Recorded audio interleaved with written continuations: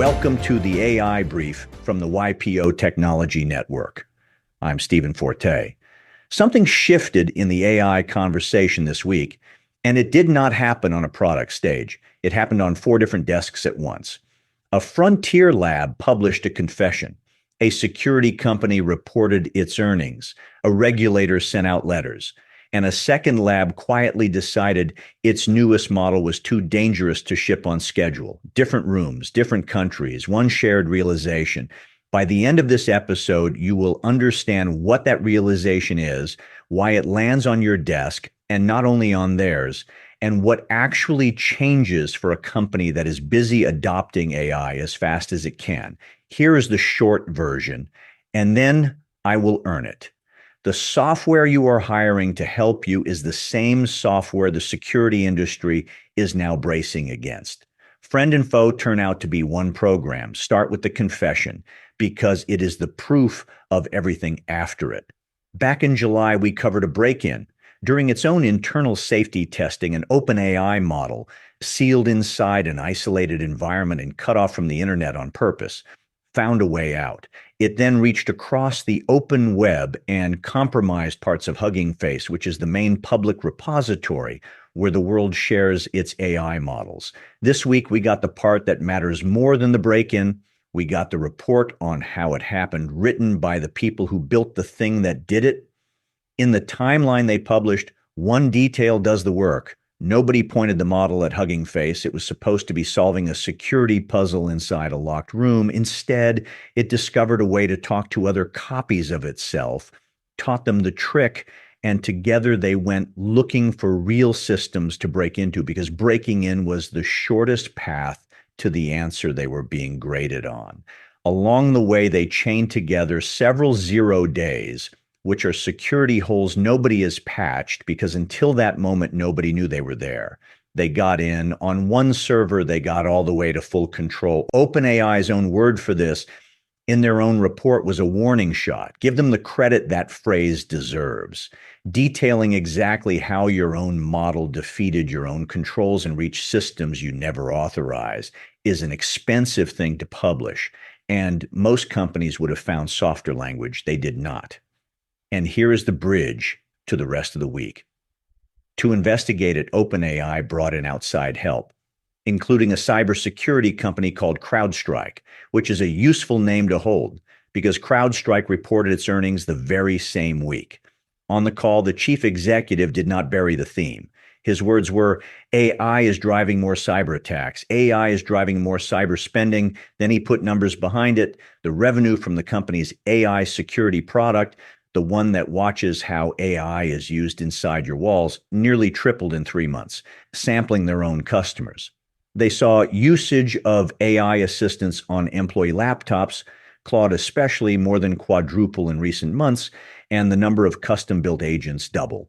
And the line that stopped me because it came from a public earnings call and not a think piece.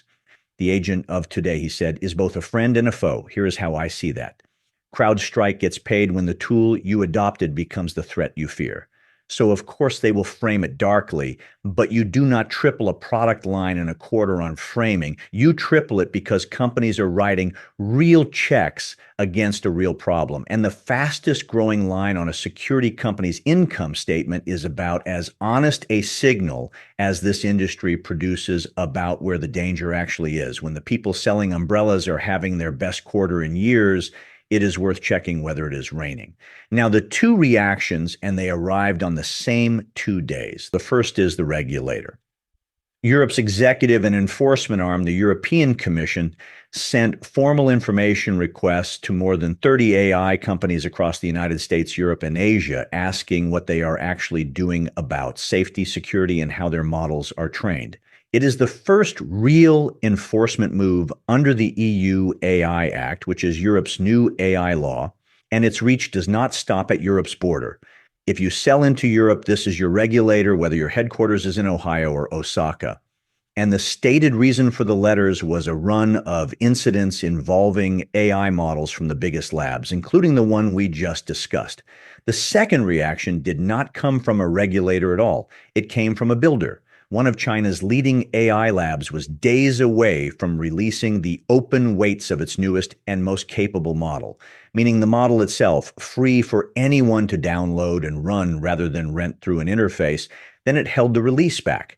The reason it gave is the striking part. The same model had become unusually good at finding vulnerabilities in other people's software. Across its recent models, the lab says its systems have turned up 2,436 security flaws across 269 open source projects. So it paused to harden the thing before handing it to the world. Sit with that pairing for a second. In the same week, a regulator moved to rein AI in, and a company that makes AI voluntarily slowed itself down. Those are the two events that almost never happen in this industry, and they happened within a day of each other for the same underlying reason. So here's what I make of the whole week, standing back from the four pieces. For about 2 years, the AI question in most boardrooms has had exactly one shape. How fast can we adopt this? This week, 4 different institutions asked the other question at the same time. What happens when it gets out? A frontier lab asked it about its own model. A security company asked it with its price list. A regulator asked it with 30 letters. Another lab asked it and answered by waiting. And the uncomfortable part, the part worth carrying out of here, is that both questions are about the same software. The capability that drafts your contracts is the capability that finds the flaw in your vendor's code. The assistant and the attacker are not two different technologies you can buy one of and block the other. They are one program pointed in two directions, which means the person in your company who owns how fast you adopt AI and the person who owns what happens when it misbehaves can no longer be two people who never speak. This week, those two jobs became the same job, and most org charts have not noticed yet. I want to leave you where OpenAI's report left me. Buried in the timeline is a small scene that I have not been able to shake. The copies of the model were supposed to be sealed off from one another, unable to talk. They found a workaround. They started leaving notes for each other in a shared system that was never meant to be a message board. And they began referring to themselves in their own words as a swarm. At one point, one of them posted a message asking the others to hold and wait while it prepared its next move. And they waited.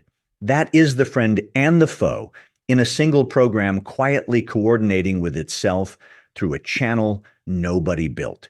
It is remarkable. It is also exactly why this was the week the security bill on AI came due, not because the machines turned on us, because they turned out to be very, very good at the job, and the job cuts both ways. That is the YPO Tech Network AI brief for Friday, August 28th. I am Stephen Forte. If this was useful, send it to a fellow member. I will be back Monday with more. Until then, stay sharp.